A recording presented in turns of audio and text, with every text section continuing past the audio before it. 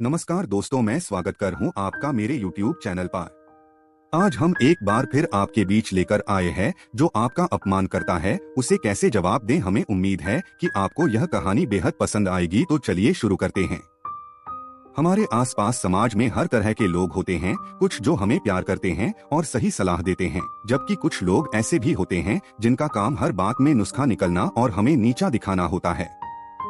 कई बार ऐसे व्यक्तियों का सामना करना काफी मुश्किल हो जाता है, क्योंकि हमें वह तरीका ही नहीं पता कि किस प्रकार से ऐसे व्यक्तियों का सामना किया जाए ताकि उनसे हमारे रिश्ते भी खराब ना हो और उन्हें उनकी इस आदत का अच्छा जवाब भी मिल जाए।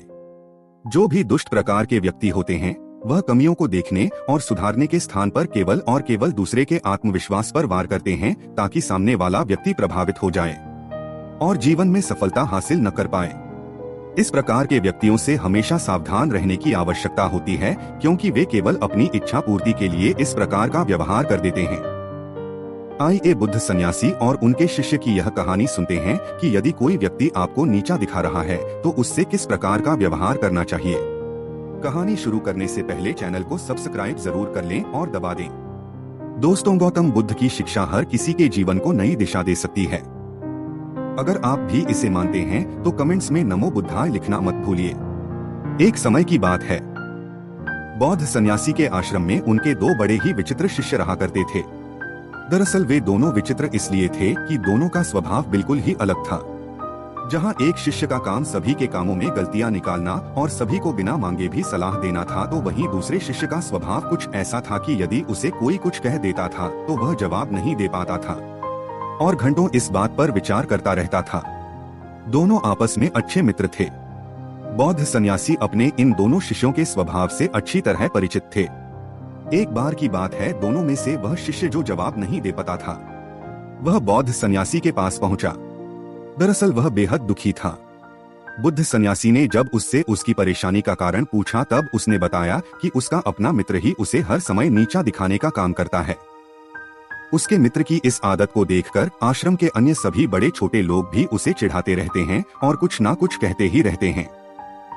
लेकिन दुख की बात यह है कि वह कभी उन सबको उत्तर नहीं दे पाता है। नहीं, उसे वह तरीका पता है जिससे ऐसे लोगों का सामना किया जा सके। अपने शिष्य की यह बात सुनकर बुद्ध सन्यासी मुस्कुराए और बोले, ये समस्या तो बड़ी ही सरल है।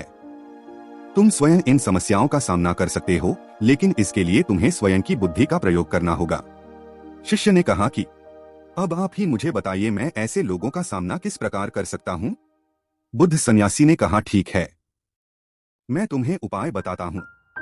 सबसे पहले और मुख्य उपाय है, यदि कोई तुम्हारा अपमान करे या तुम्हारे विषय में कुछ ऐसी बात करे जो तुम पसंद नहीं करते तो तुम अपना बचाव कभी मत करो। उन्हें जो भी बात करनी है बात करने दो। तुम्हें कोई आवश्यकता नहीं है उन्हें ये समझने की कि आखिर तुम्हारे साथ यह समस्या क्यों है। ऐसा करने से तुम स्वयं उनके द्वारा बताई गई बातों को अपने ऊपर लेकर उन्हें सही सिद्ध कर रहे हो। ऐसी स्थिति में अपना बचाव कभी नहीं करना चाहिए। दूसरा उपाय, यदि आपके बारे में कोई कुछ बुरा कह रहा है या आपको नीचा दिखाने की कोशिश कर रहा है तो तुरंत ही उस पर हमला करने मत लग जाओ। ऐसा करने से आप उन्हें एक और मौका दे रहे हैं कि वह आपके ऊपर लगाएं। अचानक उनकी बातों का जवाब दे देने से आप स्वयं को ही उनकी नजरों में कमजोर सिद्ध कर रहे हैं। ऐसा कभी नहीं करना चाहिए। तीसरा उपाय, यदि कोई आपको चुभने वाली बात कह रहा है या आपको नीचा दिखाने का प्रयास कर रहा है तो आपको उस प्रश्न पूछना चाहिए और कारण पूछना चाहिए कि आखिर वह आपके बारे में इस प्रकार से क्यों बात कर रहे हैं। ऐसा करने से अगर उनकी मंशा गलत होगी तो वह अपने आप ही शांत हो जाएंगे, क्योंकि उनके पास आपके द्वारा पूछे गए प्रश्नों का कोई उत्तर होगा ही नहीं। यदि उस व्यक्ति ने आपको कारण बता दिया है कि वह आपके बारे में गलत बातें क्यों कर रहे हैं, तब आपको उन बातों का हल अवश्य पूछना चाहिए कि आखिर किस प्रकार से आप अपनी कमियों को दूर करें। यदि वह सही मंशा से आपको आपकी कमी बता रहे हैं तो निश्चित ही इसका निवारण उनके पास होगा। उदाहरण के लिए, अगर किसी ने आपको आपके काले रंग के लिए टोक दिया है तो सबसे पहले आप अपना बचाव न करते हुए उनकी पूरी बात को सुनिए और ये जानिए कि काला रंग होने से आपके क्या क्या नुकसान हैं। अचानक उनके ऊपर हमला मत करिए। गलत बातें बिल्कुल मत करिए कि पलटकर हमने काला कहने मतलब जाइए, बल्कि उनसे कारण पूछिए। उनसे यह कहिए कि आपको अच्छी तरह से पता है कि आपका रंग काला है, उन्हें यह बताने की आवश्यकता बिल्कुल नहीं है। आप उनसे पूछिए कि क्या सचमुच मेरा रंग बदला जा सकता है, यदि हाँ तो कैसे। साथ ही उन्हें यह भी बताइए कि जीवन में सफलता प्राप्त करने के लिए आपका रंग महत्व नहीं रखता है। यदि महत्व रखता है तो केवल और केवल आपकी मेहनत। इस प्रकार वह व्यक्ति अपने आप ही चुप हो जाएंगे। कई बार व्यक्ति बेकार में ही दूसरे व्यक्तियों को उनके शारीरिक बनावट या अन्य बातों के लिए ताने मारते रहते हैं। ये उनकी आदत में शामिल होता है। अपनी कमियों को ना देखकर भी दूसरों को उनकी कमियां बताने लग जाते हैं। ऐसे लोग प्रतिदिन कई लोगों को अवसाद में भेज देते हैं, इसीलिए इनको शांत कराना भी जरूरी हो जाता है। हालांकि आपकी प्रतिक्रिया के लिए परिस्थितियां भी जिम्मेदार होती हैं। कई बार कुछ लोग आपको नीचा दिखाने के लिए नहीं बल्कि आपकी भलाई के लिए आपको महत्वपूर्ण बातें बताते हैं। ऐसे में अगर आप उनको जवाब देते हैं या रोकते हैं तो आपका ही नुकसान है। आमतौर पर हमारे आसपास 3 तरह के लोग होते हैं जो अधिकार के साथ हमारी कमी हो या गलतियों को हमें बता सकते हैं, और हमें इन तीनों तरह के लोगों से अलग अलग प्रकार का स्थिति के अनुसार व्यवहार करना पड़ता है।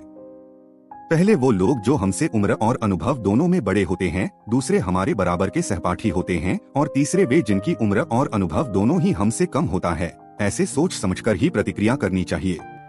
उम्र में बड़ा अथवा कोई अनुभवी व्यक्ति जैसे कि हमारे माता पिता गुरु हमें कोई सलाह दे रहे हैं तो ऐसा कभी नहीं सोचना चाहिए कि वह हमें नीचे दिखा रहे हैं। उनकी बातों पर ध्यान देना चाहिए और जानने का प्रयास करना चाहिए कि इसे किस प्रकार से ठीक किया जा सकता है, क्योंकि उनकी मंशा हमारे प्रति कभी गलत नहीं हो सकती। अभी हमेशा हमारी भलाई के बारे में ही सोचते हैं।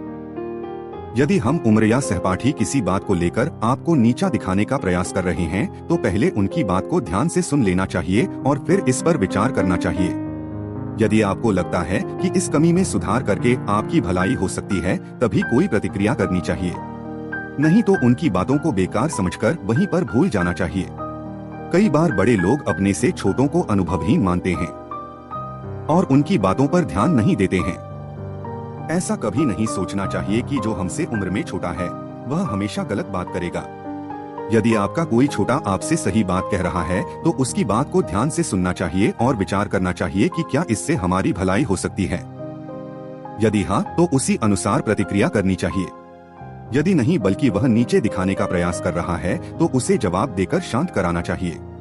तब उस शिष्य ने पूछा कि यदि कोई गलत मंशा से हमें नीचे दिखाने का प्रयास करे तब हमारी क्या प्रतिक्रिया होनी चाहिए।